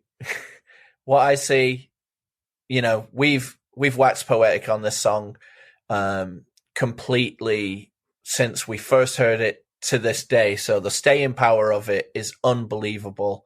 We love it. They play the piano from that they used, or the piano that was used on Foreskin's Plastic Gangster, that lineage going on this track, and it talking about the problems of Brexit and what it does to the working class. Unbelievable. Section Hate, Nightmare. This is one of the songs that I think when you first heard it, you just dropped the mic and said, okay, best hardcore song of 2021 at the time, right? Like when you first heard it, you were just blown away by it. Slant, Enemy. Oh my God. The rage that is in this woman's voice is just something to be, tapped into, get a syringe out, pull out that rage and just clone it so we can have good hardcore for the rest of our lives. All of these tracks are incredible. Yeah, that Slant song is like the perfect hardcore punk song. Like literally you could not change a single thing about it. It's perfect from every single note to like the rage to the recording. Like, I mean, all 4 of these songs are great. And I mean, to narrow this down, next week on the podcast, we're going to do our Super 7 for the year 2021. We're going to do the best, what would that be? 28 songs of the year 2021. It'll be a lot more fun. We'll be able to talk a ton more tracks. but this narrowed down to 4 was absolutely brutal. And I played my hand, so these fools know what I'm going to pick, which is rough. But yeah, slant song, perfect. Dare, different method. This is them like, it's in the money slot on the LP. They do intro. They do like a straight, super, super catchy, like kind of bounce track. Then they do a rager, and then they hit this. And it's like, okay, here's the hit. Like, those first 4 songs flow so well with this like being the apex of that 4-song run. So catchy, holding it down, straight edge hardcore, Revelation Records. This is like the lane that we all love. We root for. We want it to win. Dare. This whole LP rules, but this song, put it on here because I thought it was Daniel's standout track on the record. For me, it's so hard to narrow it down what song on this record. I love this LP. Section 8 Nightmare. This is like the song, like it's like the soundtrack to like really the whole COVID fucking shit, right? Like just feel like, what is this nightmare? What's going on? Is the world going to end? What up? And just a way that they're mixing like that fast fury with like the big bouncy and breakneck moshes, dude. It's a wild mashup. This song has so many parts. It's 3 minutes. And like it doesn't lose your interest the whole way through. It flows so nicely, and it's just absolutely ill. Like it's a perfect hardcore song. And then the Chisel, What I See, good God, the best street punk song of the last fucking 20 years. Like who knows? This song is like magical. It bodies the fucking Beatles. It bodies Led Zeppelin. It bodies like any band you like. Like this thing is something special. It's something really, really special. So, yeah, these 4 are great. And Dan, let's go to you for a winner. All right. And the winner, surprise, surprise, is The Chisel, What I See. Listen, mate.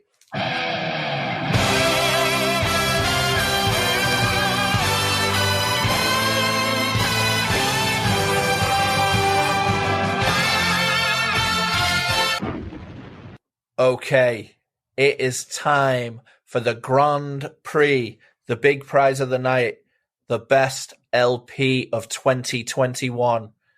Now, there were many, many, many LPs that could have made it, but we had to hack it down to 4, and here they are. The Chisel, Retaliation. Shout out Bert. Ikulu, Unscrew My Head. Slant, first LP, and Dare, Violation of Trust. What can you say, Zach? Dude, it's the fucking Mount Rushmore of 2021. I love this stuff. There's a lot of things that could slide in here. It should have been like 6 Mount Rushmores stacked next to each other. But to narrow it down to 4 was brutal and heartbreaking, but I feel good about these 4 LPs. Chisel, Retaliation, we talked about it a couple weeks ago on the pod. We absolutely love this band. The LP caught me by surprise of how much they leaned into just doing straight down the pipe hardcore. Blew me away. It's like a direction that I didn't think they'd go, and it was even better than I expected because they still have like those tentpole songs on it, which were like the melodic street punk oi stuff, which is like their wheelhouse. This LP's fucking untouchable. The Ikulu LP, Unscrew My Head. Good God, man. This band was kind of an enigma. They put out 2 7-inches, like I think 2018, 2019. And I don't think, and a lot of people liked them, I should say. In fact, a lot of people loved them. I know Posy Chris loved it. I know that, people were very interested in the band. I didn't think it worked in 7-inch format. I think I needed a bigger chunk of it to sink my teeth into. And this LP is so good. I love it. And it's gnarly because we'll do the Super 7 for 2021 next week. And that's diving into tracks. And it's so wild because this is one of those LPs that I don't see it as track heavy because I like to listen to the whole thing. And then when I was going through, I was like, God damn, there's 8 tracks on this record that I think are the best, so to narrow it down was very hard, but this LP is just flawless the whole way through. It is like, shout out Bedge, dude. This is Age of Coral 1.5. It's like it lands perfectly between Age of Coral and Best Wishes. And as someone that only loves Age of Coral, I don't take that ride all the way to Best Wishes outside of Death Camps. This is so good. I love it, love it, love it. Slant, first LP, perfect hardcore punk record. And it came out in 2021. That is so mind-blowing. Just everything about this is so perfect. They have the fast hardcore tracks. They got the mid-tempo bangers. They got like a perfect hardcore voice. They got the perfect recording. This thing is so palatable. I make it through the record every single time. I love it. It is so good. And then Dare, Violation of Trust. The best hardcore record I think that Rev has put out since Past Our Means. Possibly the second In My Eyes LP would be like right there in the conversation. Possibly some of the Nerve Agent stuff. But I mean, if you're comparing something in 2021 on Rev to that stuff, like, they're knocking it out of the park. This Dare LP is so good. I absolutely love it. And again, I root for this lane all the time. These 4 LPs, fucking A, 2021. Another great year for hardcore. Dan, what's your take? Yeah, the Chisel Retaliation is just unrelenting. It comes in with a YOT riff just to bash you over the head, and then just takes off in straight London raging hardcore.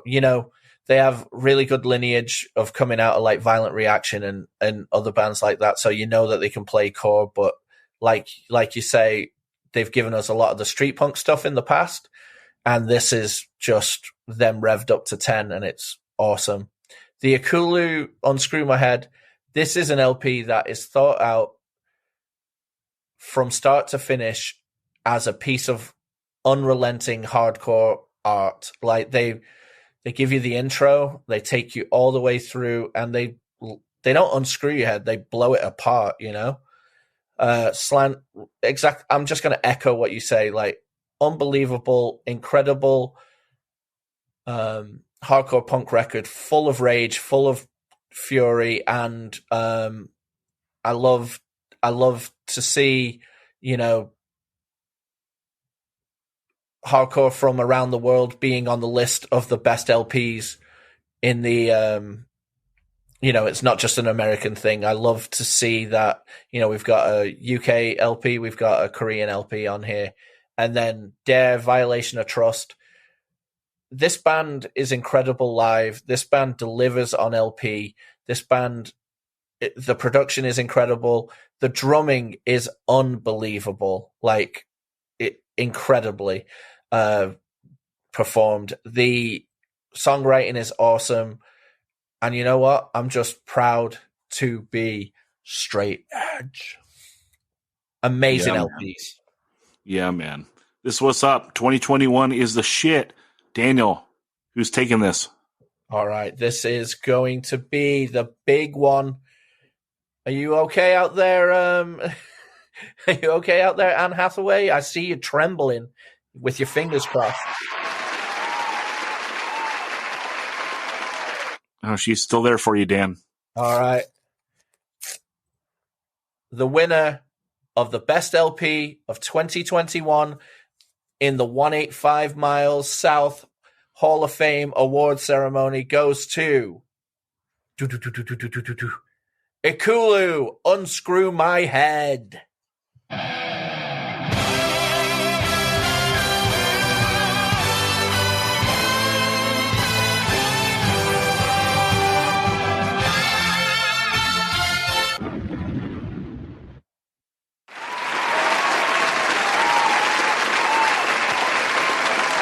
All right, Dan. Well, we will talk more 2021 hardcore next week, but let's wrap this up by just saying, what a killer year of hardcore. What's your big takeaways?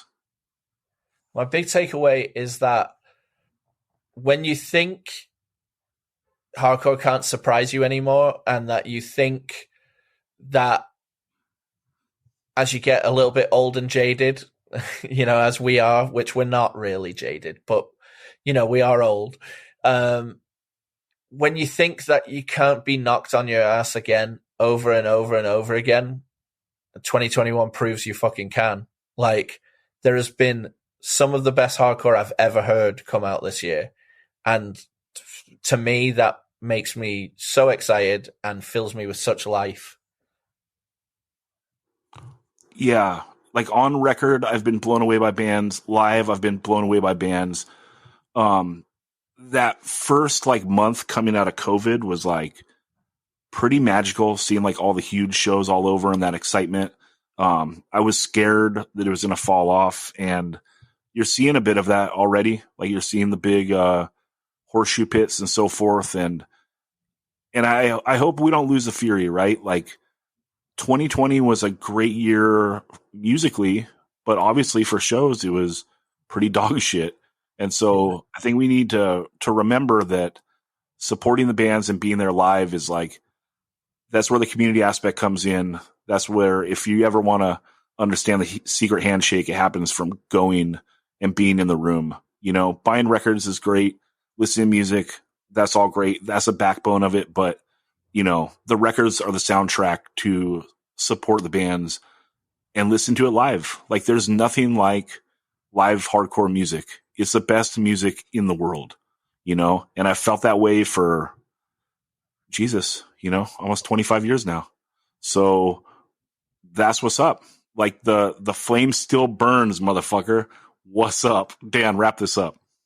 Yeah, well, I think that, you know, this was just, you know, one man plus a couple other opinions of how 2021 like went out. And we'd love to hear what your, you know, you, the listener, what you thought were the best records, best riffs, best tracks, you know. And when we start posting this stuff on our IG, get involved in the convo. Tell us what you thought was the best. Hip us to something new that we may not even have heard, you know. We're sponges for this hardcore shit, and we really, really want to, you know, discover even newer things and, you know, stuff that you'd like hip us to. So get involved in the convo, you know. And then just so, you know, just to wrap up the award ceremony, obviously I owned the red carpet. Yeah, I mean, that's true, Dan, because, you know, half the stuff on here, it may have not made it across the plate for 185 if someone didn't tell us about it, right? So get in there. We'll be posting other stuff all week on Instagram. So check out 185 Miles South on Instagram. We'll be posting this. We want to know all your favorite stuff. Let us know why I'm wrong, you know, and that's it. And then tune in next week. We're going to be doing a Super 7, the best tracks of 2021. So check that out. But right now, let's go to Bedge, who's going to be saying his best of 2021 right now. All right, we have Ben Merlis, a.k.a. Bedge, a.k.a. Bedge, with his favorite list of stuff of the year. Ben, hit it. Gia. All right. I joke with my friend Kevin Jarrus that we are currently living in the golden age of okay music, which means there's plenty of good music out there, but very little I'm absolutely crazy about. And I don't know why that is. I've talked with Dan about it. You know, I'm open to suggestions on theories. Anyhow, here are some of my favorite recordings from this year, 2021, that I'm borderline crazy about. The Demand demo 2021. Ignore the thugged out dog on the cover art, because this is Bedge style hardcore, not Zack style thuggery. Hard hitting melodic without being corny, late 80s sounding without being retro. It just rules. Shout out to the dog though. What's up? Yeah, you like the dog. I think they're from the DC area. I know they're from lots of other bands that people know about. I just can't remember everything, and it doesn't really matter because I like them regardless. And the closest thing they remind me of is the band Beyond.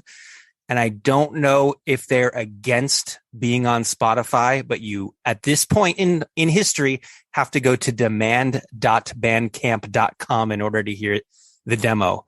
So do that. All right. The next thing on the menu is the self-titled EP by the band Chemical X. And that's all lowercase, Chemical-X. So when the Bloodstains demo came out exactly a year ago, I was hoping it would be this kind of the spearhead of the 1.5 revival, but my hopes were dashed as a tidal wave of awful sounding demo core and down-tuned metallic trash hit us harder than the Delta variant. But I still have a glimmer of hope for the future in the form of Chemical X from Lodi, New Jersey, home of the Misfits. Fun, fast, furious, and frustrated. This sounds like SoCal circa 1981. For fans of Six Pack era Black Flag, Blue Album era Blue Album era Adolescence, and Fat EP era Descendants, and also the early Circle Jerks. Chemical X seem pretty young. I've watched videos of them, and they seem maybe they could be half my age. I'm hoping they are, because it brings me hope for the youth. This EP does not exist in the physical realm yet, but I'm lining up for that 4-song CD when they find out that it takes 18 months to get vinyl pressed. So next on the list, Jade Dust, Demo 2021, and 6-song EP. Both came out this year. They're from Portland, Oregon. They're for fans of mid-'80s era Discord. Emotional, melodic, chorusy guitars. You know what it is. Embrace, Ignition, Rain, Rites of Spring, One Last Wish, Soulside. All of the above. Both the demo and the 12-inch EP came out on Extinction Burst.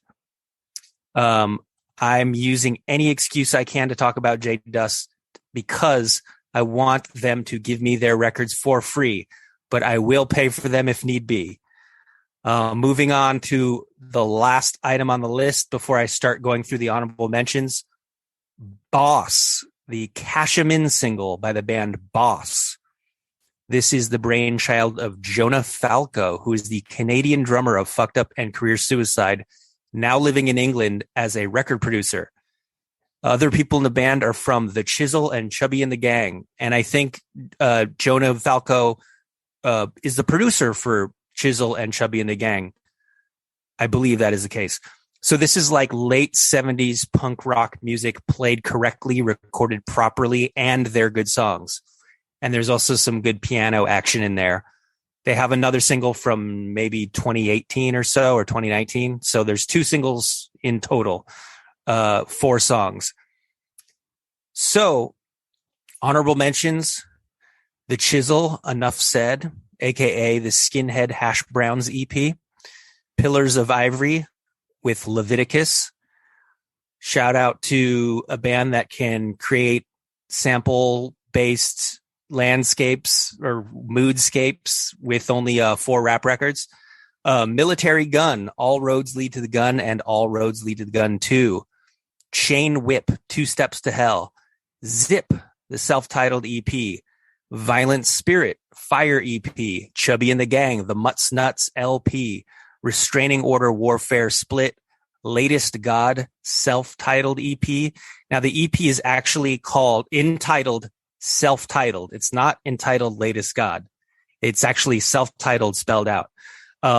Method of Doubt, Staring at Patterns, which is kind of like a very long EP or a very short LP, depending on how you define what an EP and an LP is. Toner, the White Buffalo Rome LP. And there's some more alt-rocky stuff from this year that I dig, but if I list it, Zack will kick me off the show. You're goddamn right. Yeah, this year ruled. Ben, your list was shorter this year than last year. You think that last year was better? You know what? For a long time, I did think that, but I think they're about equal. I think what happened was there was so much of the kind of hardcore kids playing alt rock stuff that I was into that I intentionally left off the list. But if I had included it, it would be about the same length as last year's list. What do you think between the two? I don't know. I think the last 3 years have just been great, and they kind of all mold together. You know, it's just so weird because, like, imagine comparing 78 to 1980. It's so different, but now the years just kind of mold. So whatever, it is what it is. I think it's great. I think that maybe your high notes from this year are higher, Ben, even if there were more notables last year. Yeah, I mean, I'd have to go back and look at what I really was hyped on for 2020. But why do you think the last 3 years have been better than the 3 years before that? What accounts for that? I have no idea. But I'm just here to judge, man. But do you think the 3 years before that were equally as good, but you were paying far less attention, being that you did not have a podcast where you were required to pay attention? There's a good possibility, but I think that 2019 was like spectacular, and that was when I was doing the podcast mostly focused on like the 80s, and that year like stood out a lot. So I don't know. Yeah, that's a good question, and thank you for putting me on blast like that. I appreciate it. But yeah, I don't know. That's a really good question. It's for other people to answer, not me. Right on. I'm just an expert in the last 3 years, dog. I know. I feel like I've definitely been paying more attention in the last probably more like 2 years. I guess going on 3 than I had in the previous 17 years or 15 years, whatever. I definitely have a microscope up to hardcore music. I think the bands are like really interesting. Like there is just good stuff in every lane, and there's not an overly dominating lane. I know you think that there's like a lane that dominates, but I think that's just because your personality, you gravitate to like there's a bunch of shit out there I don't like, Yeah, I think there are two lanes that dominate. I think the metallic hardcore, which is just sort of here to stay, like it's just the one thing that never ever seems to go out of style.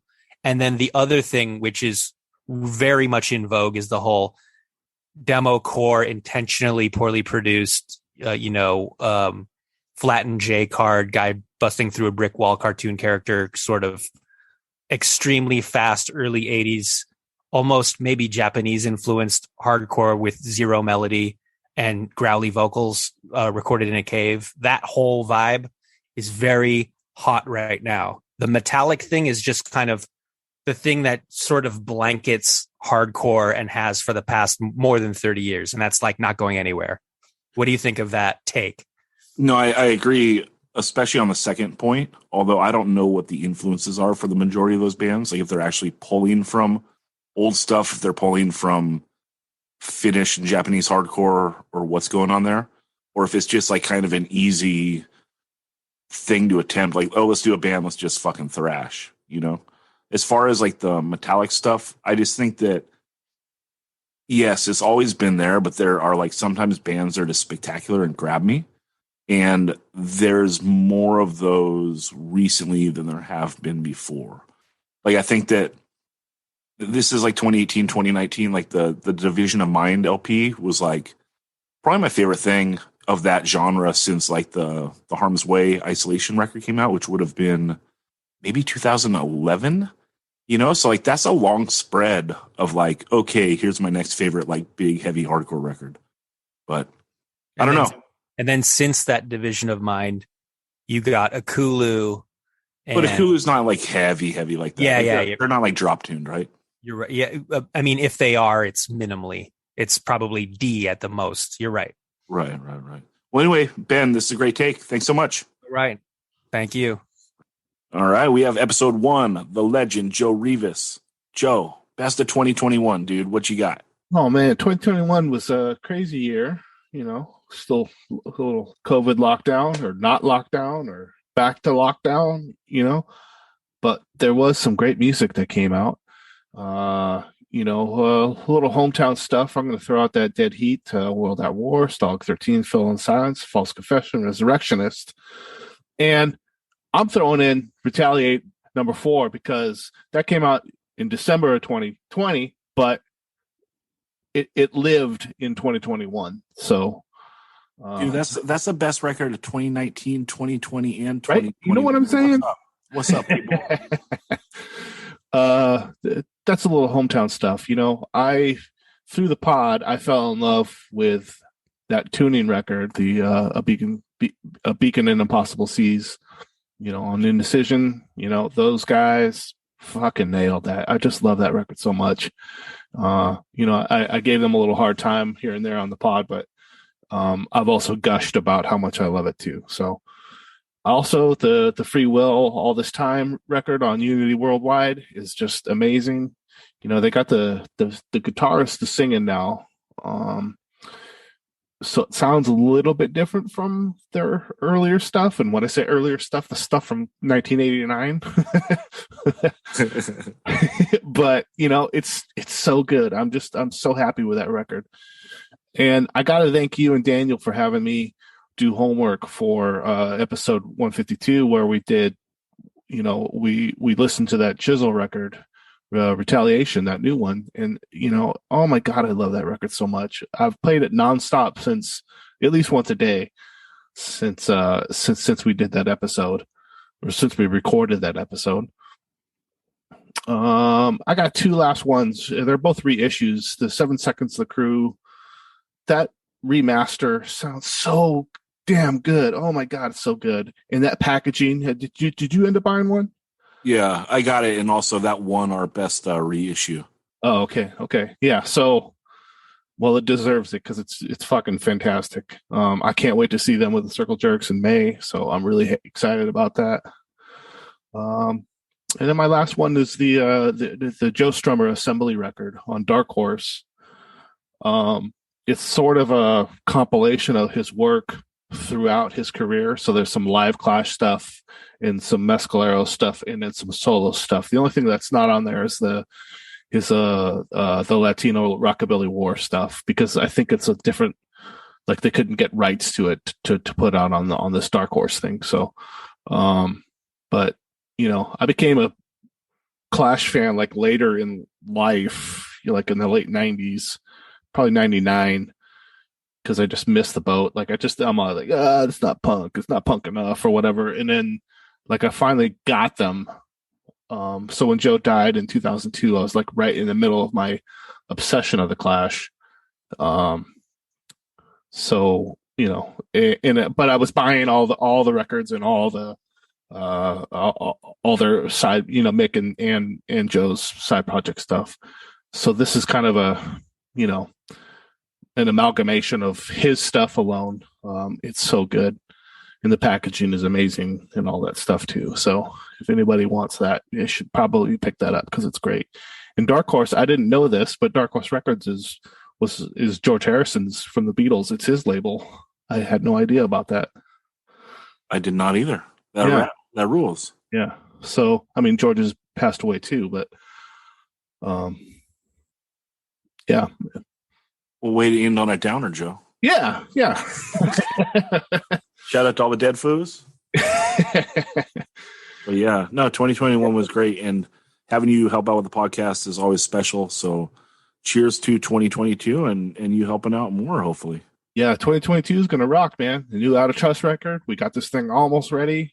Thanks to you and Daniel writing the last song for us, and at least lyrics for it. So we're really excited about it. We're going to track that hopefully Monday, finally. Yeah, man, I'm looking forward to that. The Aggression reissue, Don't Be Mistaken. That's going to be pretty rad. If it's anything like the 7 Seconds and that Circle Jerks record, you know, because it's all on Trust Records. So those two packages were fantastic. So I can't wait to see what this is going to be. And that's about it, man. Well, hell yeah, Joe. Thanks so much for chiming in with the best of 2021. Yep. I love the pod.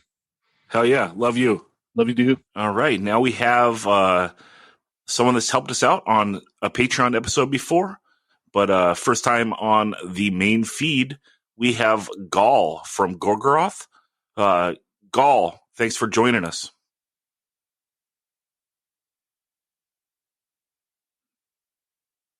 All right, doing a signature move again. Gaahl, go ahead and give us your best of 2021. What's the best thing of this year? Satan. I kind of thought you were going to say that. You know, Gaahl, got a little pushback from having you on the Death Metal Patreon episode. And, you know, a lot of people are saying you're not down with hardcore. You know, so I just wanted to ask you a couple questions for the people out there that are judging your character, man. that don't think you have the knowledge, that don't think you could step up to Dan Sant in trivia.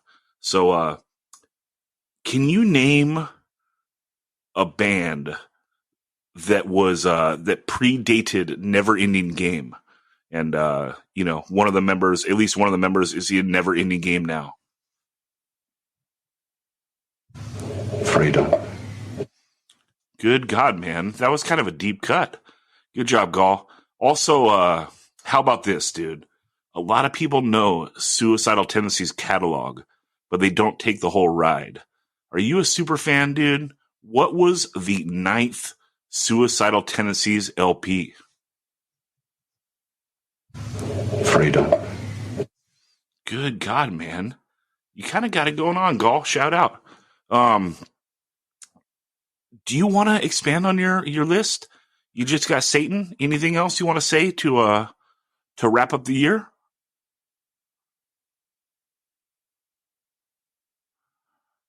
Gaahl, you still there? I got you on the line or what?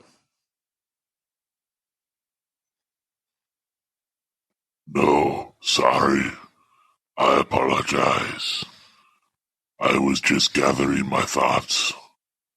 I hope everyone had a Merry Christmas, a Happy Hanukkah, a Killer Kwanzaa, and of course, a fantastic Festivus for the rest of us.